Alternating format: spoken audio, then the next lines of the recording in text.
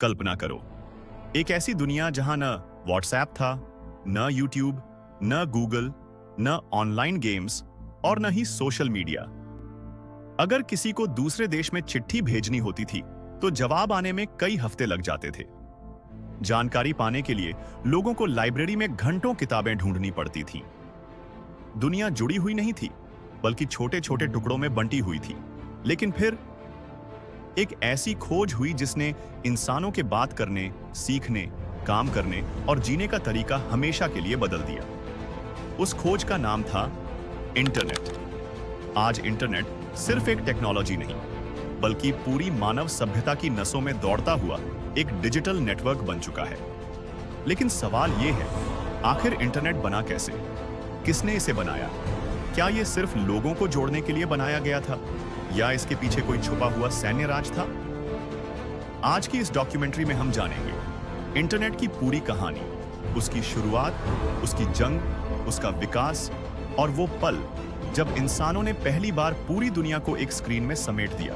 Chapter 1, शीत युद्ध और डर का द्वार। साल था 1957।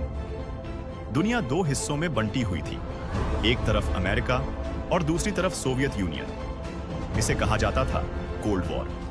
यह सिर्फ हथियारों की लड़ाई नहीं थी, ये टेक्नोलॉजी, साइंस और ताकत की जंग थी। फिर एक दिन सोवियत यूनियन ने अंतरिक्ष में एक छोटा सा सैटेलाइट भेजा। उसका नाम था स्पुतनिक 1।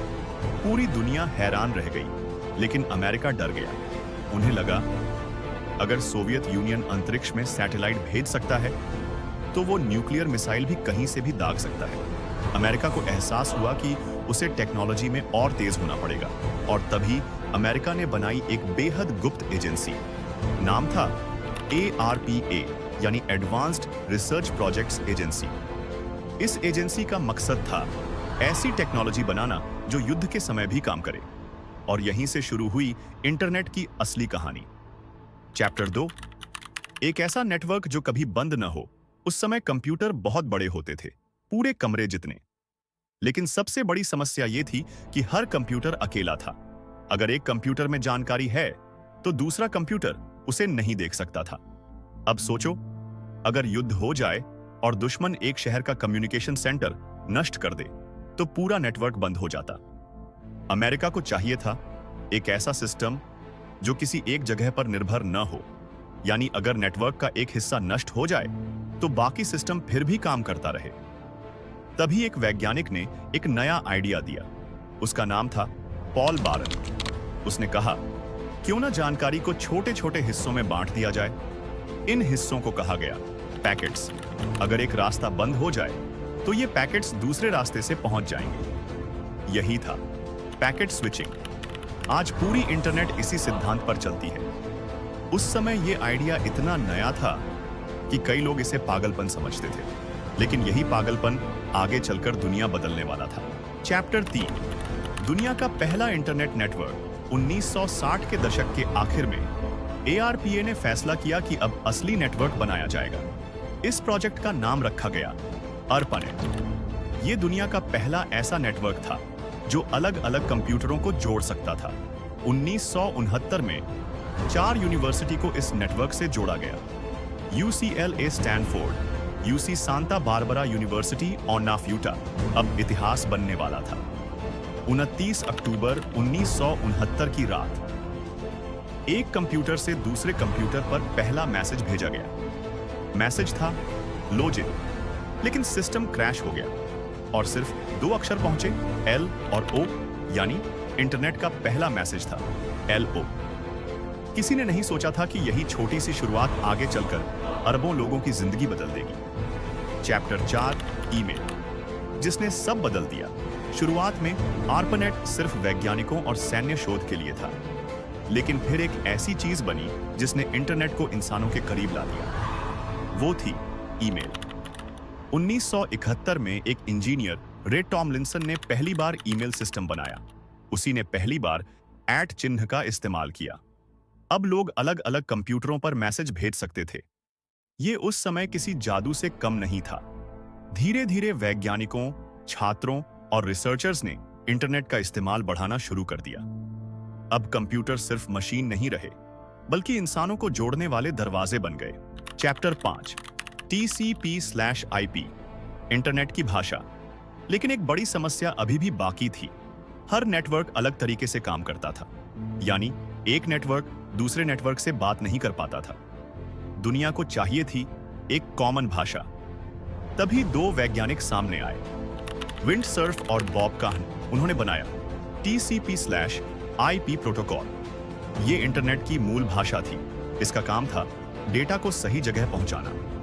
1 जनवरी 1983 को ARPANET ने आधिकारिक रूप से TCP/IP अपनाया और इसी दिन को कई लोग इंटरनेट्स बर्थडे मानते हैं। अब अलग-अलग नेटवर्क आपस में जुड़ सकते थे और पहली बार एक नेटवर्क ऑफ नेटवर्क्स बना, यानी internet. Chapter 6 world wide web का जन्म। 1980 के दशक तक इंटरनेट मौजूद था, लेकिन इसे इस्तेमाल करना बहुत मुश्किल था। सिर्फ वैज्ञानिक और टेक्निकल लोग ही इसका इस्तेमाल कर पाते थे। फिर आया वो इंसान जिसने इंटरनेट को आम लोगों तक पहुंचा दिया। उसका नाम था टिम बर्नर्स-ली।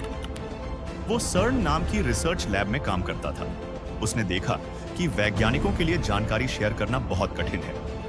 तभी उसके दिमाग में एक आइडिया आया, क्या होगा अगर दुनिया की सारी जानकारी को पेज में जोड़ दिया जाए और लोग एक क्लिक से एक पेज से दूसरे पेज पर जा सके। यही जन्म हुआ वर्ल्ड वाइड वेब का। 1991 में दुनिया की पहली वेबसाइट बनाई गई और इसके साथ 3 चीजें पैदा हुई, HTMLUR, LHTTP, यानी वो तकनीकें जिन पर आज पूरी वेब चलती है। अब इंटरनेट सिर्फ वैज्ञानिकों की चीज नहीं रहा, अब ये पूरी दुनिया का बन चुका था। चैप्टर 7 ब्राउजर युद्ध। 1990 के दशक में इंटरनेट तेजी से फैलने लगा, लेकिन लोगों को वेबसाइट देखने के लिए एक सॉफ्टवेयर चाहिए था। इसे कहा गया वेब ब्राउजर। सबसे पहले लोकप्रिय हुआ नेटस्केप नेविगेटर। लोग पहली बार तस्वीरें, टेक्स्ट और वेबसाइट्स देख पा रहे थे। इंटरनेट अब जादू जैसा लगने लगा।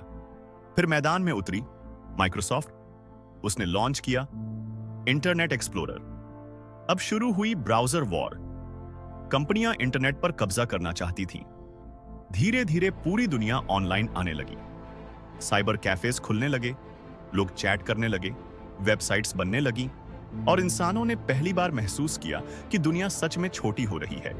चैप्टर 8 गूगल, यूट्यूब और सोशल मीडिया का दौर।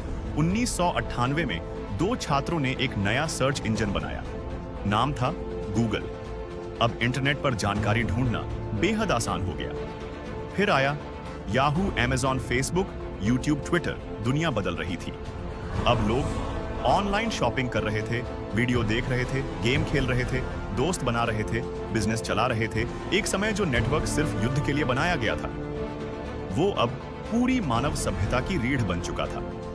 Chapter 9 smartphone revolution. फिर आया सबसे बड़ा बदलाव, स्मार्टफोन।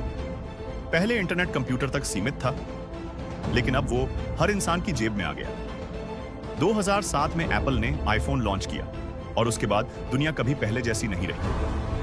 अब वीडियो कॉल संभव थी, सोशल मीडिया हर समय साथ था, जीपीएस ने रास्ते बदल दिए। ऑनलाइन पेमेंट आम हो गया। इंटरनेट अब सिर्फ टेक्नोलॉजी नहीं था, बल्कि इंसानी जीवन का हिस्सा बन चुका था। चैप्टर 10 इंटरनेट का अंधेरा सच। लेकिन हर शक्ति के साथ खतरे भी आते हैं। इंटरनेट ने दुनिया को जोड़ा, लेकिन इसके साथ आए cyber crime, hacking, fake news, online addiction, privacy. खतरे अब कंपनियां लोगों का डेटा इकट्ठा करने लगी। हर क्लिक, हर सर्च, हर लाइक, सब रिकॉर्ड होने लगा। कुछ लोग इंटरनेट को आजादी मानते हैं, तो कुछ इसे दुनिया का सबसे बड़ा निगरानी सिस्टम कहते हैं। चैप्टर 11 AI और इंटरनेट का भविष्य। आज इंटरनेट एक नए दौर में प्रवेश कर चुका है, आर्टिफिशियल इंटेलिजेंस। अब मशीनें सिर्फ जानकारी नहीं पढ़ रही, बल्कि सोचने जैसी क्षमता हासिल कर रही हैं। AI chatbots, virtual reality, metaverse, quantum internet. भविष्य पहले से कहीं ज्यादा तेजी से बदल रहा है। शायद आने वाले समय में इंटरनेट सिर्फ स्क्रीन तक सीमित न रहे, बल्कि इंसानों के दिमाग और मशीनों को सीधे जोड़ दे। एक आइडिया जिसने दुनिया बदल दी। सोचो, 1950 के दशक में शुरू हुआ एक सैन्य प्रयोग आज अरबों लोगों की जिंदगी चला रहा है। एक ऐसा नेटवर्क जो देशों की सीमाएं नहीं मानता, जिसने इंसानों को जोड़ा, बिजनेस बदले, सरकारें बदली और पूरी दुनिया की सोच बदल दी। आज अगर इंटरनेट अचानक गायब हो जाए तो दुनिया रुक जाएगी, बैंक बंद हो जाएंगे, कम्युनिकेशन टूट जाएगा, फ्लाइट्स रुक जाएंगी, हॉस्पिटल्स प्रभावित हो जाएंगे। यानी इंटरनेट अब सिर्फ एक खोज नहीं, बल्कि आधुनिक सभ्यता की धड़कन बन चुका है। लेकिन सबसे बड़ा सवाल अभी भी बाकी है, क्या इंटरनेट इंसानों को आजाद करेगा या एक दिन इंसान ही इंटरनेट के गुलाम बन जाएंगे?